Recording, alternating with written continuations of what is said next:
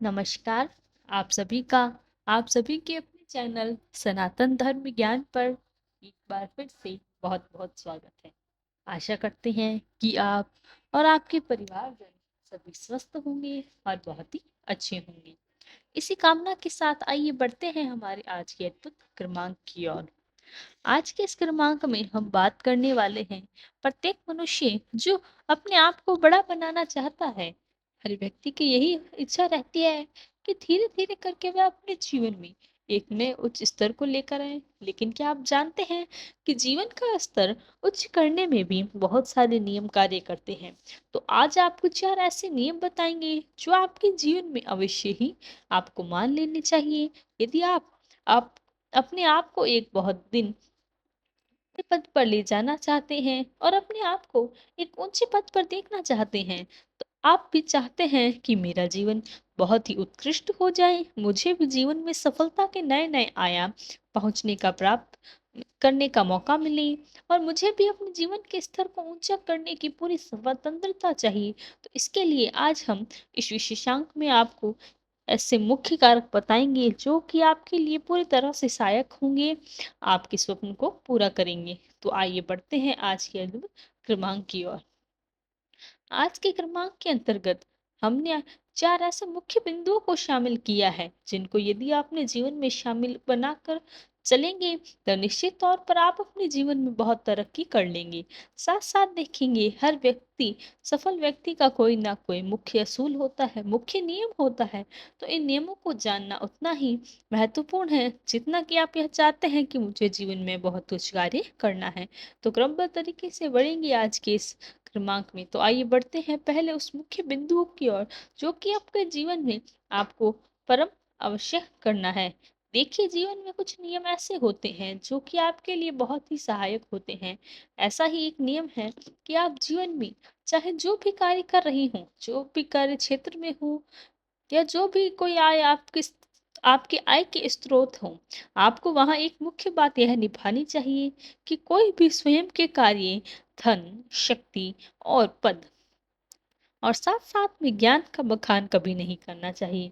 क्योंकि यदि आप इन चीजों का बखान करते हैं, इनकी बढ़ चढ़ कर बढ़ाई करते हैं, तो ऐसा करने से आपके अमुक संसाधन की, चाहे वो ज्ञान हो, चाहे वो आपकी शक्ति हो, चाहे आपका पद हो या आपके द्वारा संचित किया हुआ कार्य क्षेत्र से जुड़ा कोई ज्ञान हो, तो इन सभी चीजों का जीवन में क्षय हो जाता है। अगर इनका आप बढ़ चढ़ कर बखान करते हैं तो ऐसी चीजों से आपको बचना चाहिए। क्योंकि कई नियम ऐसे हैं जो अगर आप अपनी शक्ति का प्रयोग करते हैं, यदि अपने ज्ञान का प्रदर्शन करते हैं, तो हो सकता है आपकी विचारधारा कोई चुरा ले, उस विचारधारा से कोई नया कार्य स्थापित कर ले।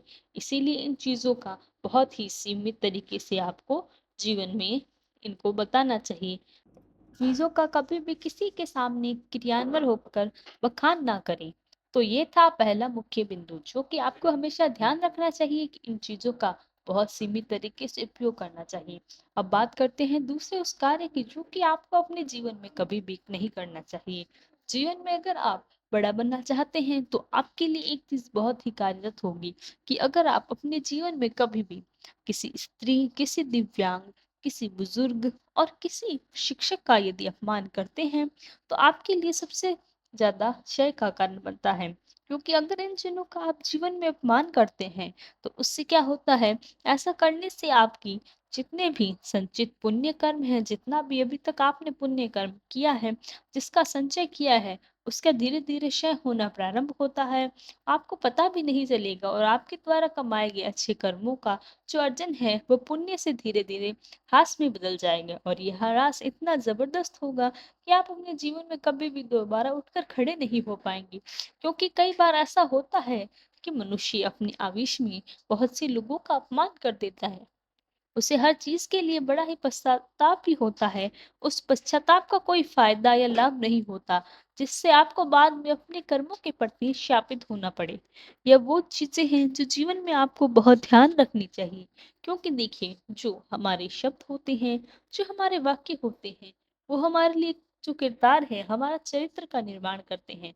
अगर आप ऐसे शब्दों का इस्तेमाल करेंगे, ऐसी वाणी का इस्तेमाल करेंगे जो दूसरों को उपहास पहुँचाती हो, दूसरों को कष्ट पहुँचा रही है, तो सोचिए कि उसकी एवज़ में आपके जीवन में नकारात्मक स्थितियाँ आएँगी, आपके निर्णय गलत होंगे, निर्णय भी उतने खराब होंगे और जो भी खराब निर्णय आप जीवन में लेंगे, वो आपको कैसे भी जीवन में आगे ले जा सकते हैं। तो इसीलिए ऐसा कोई कार्य ना करें जो जीवन में आपको पछताना पड़े, ऐसे कार्यों से आपको सदैव बचना चाहिए।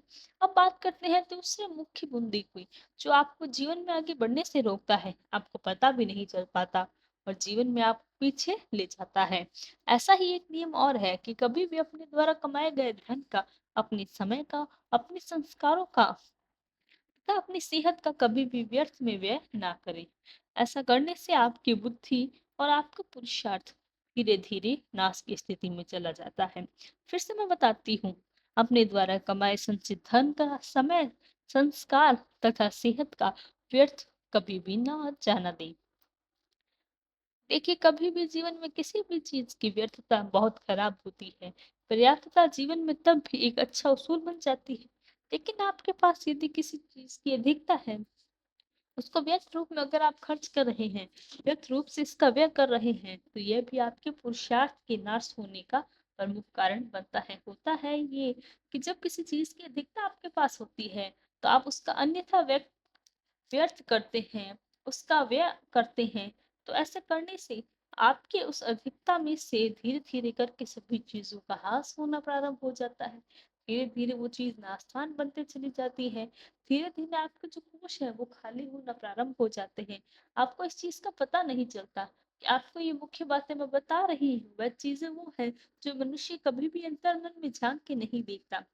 क्योंकि आप धीरे-धीरे जिस चीज़ के बारे में आपके पास अधिकता है, उसको अगर आप खराब करते जाएँगे, तो धीरे-धीरे आपको पता भी नहीं चलेगा और एक समय ऐसा आएगा कि आपका पूरा खाली हो जाएगा कोष और एक आपको पता भी नहीं चलेगा। वो चीज़ आपके जीवन में पूरी तरह से आ चुकी होगी और वह चीज़ आपको आपका ज्ञान हो सकता है, आपका धन हो सकता है, आपका संसार हो सकता है, आपकी सेहत हो सकती है, आपकी शक्ति हो सकती है, जो कि अच्छी अवस्था में होने के बाद दुरवस्था में चली जाती है, केवल और केवल इस भूल के चलते। तो इसीलिए हर चीज़ का पर्याप्तता के साथ इस्तेमाल करें, जीवन बहुत-बहुत लाभकारी सिद्ध हो जाएगा। अब बात कर लेते हैं हमारे चौथे सबसे महत्वपूर्ण बिंदु की, जो कि आपके लिए सबसे ज़्यादा प्रभावशाली हैं। देखिए, ऐसे ही मैंने जो 3 नियम आपको बताए, उसमें से एक बात आपको और शामिल करनी है कि जीवन में कभी भी किसी की धर्म, जाति, साक्षरता और पद के आधार पर उनको सम्मान ना दें। बल्कि आपको सम्मान की जो दृष्टि है वो सभी के लिए समभाव में रखती है, यानी को सभी को समाज में एक रूप से सम्मान देना आपको सीखना होगा, क्योंकि जिस आधार पर ये सभी हमारी बुद्धि में ऐसी बात आती है, तो यह उस व्यक्ति उस धर्म का है, ये उस जाति का है, ये इतना पढ़ा लिखा है, ये इस पद पर कार्यरत है। इसके आधार पर यदि आप लोगों को सम्मान देना प्रारंभ करेंगे, इससे हम अपने जीवन में हर चीज़ को विश्लेषण से देखेंगे और जीवन एक ऐसी चीज़ है जिसमें हर बार विश्लेषण की पद्धति का इस्तेमाल नहीं किया जा सकता। तो सबसे अच्छी बात है कि सभी को समाज में समान दृष्टि से देखें, सभी को समान रूप से सम्मान प्रदान करें। सम्मान सभी का होता है, चाहे अमीर हो, गरीब हो, पढ़ा लिखा हो, अनपढ़ हो, इसलिए सम्मान सभी को बराबर दृष्टि से प्राप्त होगा। इससे आपके जीवन में सबसे बड़ा लाभ क्या होगा कि ये समाज ही आपको एक दिन बहुत बड़े पद पर पदोन्नत कर देगा और जो चीज़ आप चाहेंगे वो सब कुछ आपको मिलेगा। क्योंकि ईश्वर ही एक बात कहते हैं कि जो व्यक्ति सभी को समाज में समान दृष्टि से देखता है, ईश्वर ईश्वर ऐसे व्यक्तियों के जीवन में सुख और दुख को समान दृष्टि से प्रेषित करते हैं। ऐसे व्यक्ति की बुद्धि भी मिलती है, जो हर स्थिति परिस्थिति में समान दृष्टि से देखकर समान दुखों से देख निकाले जाता है। ऐसा व्यक्ति मोक्ष को बहुत जल्दी अधिकारी प्राप्त करता है। तो यह थे हमारे ऐसे 4 अद्भुत नियम जिन पर आपको अपने संयम बरतना चाहिए और अपने जीवन में लागू करना चाहिए। यदि आप भी इनको अपने जीवन में लेकर आते हैं, तो आपका भी जीवन परिवर्तित अवश्य हो जाएगा।